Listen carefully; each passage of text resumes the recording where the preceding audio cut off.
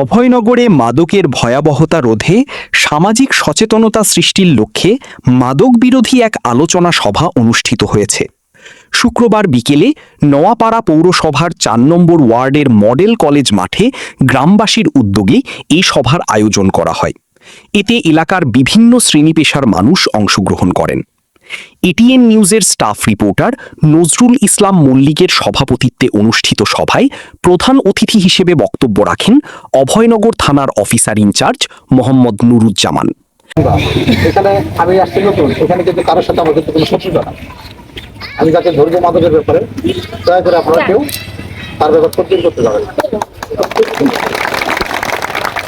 আমি মাদকের আমার থানার কোনো অফিসার যদি মাদক ডিলার যারা মাদক যারা বিক্রি করে তাদের এখানে বাংলায় বলি, তাদের এখানে যে টাকা খায় বা তাদের সাথে যদি কোনো সক্ষতা থাকে আমাকে বলবেন, আমি তার বিরুদ্ধে ব্যবস্থা নেব। আমার সাবেক কাউন্সিলর শেখ আসাদুল্লাহ আসাদের সঞ্চালনায় অনুষ্ঠানে আরও বক্তব্য রাখেন তিতুলতলা জামে মসজিদের ইমাম ও খতিব মুফতি সরওয়ার হোসেন, ফিরোজ আহমেদ, জিএম বাচ্চু, রাজু আহমেদ, রাকিবুল ইসলাম, ফারুক হোসেন, ইমরান হোসেন, মোহাম্মদ হারুনর রশিদ, মোহাম্মদ তারিকুল ইসলাম রুবেল এবং হৃদয় হাসান।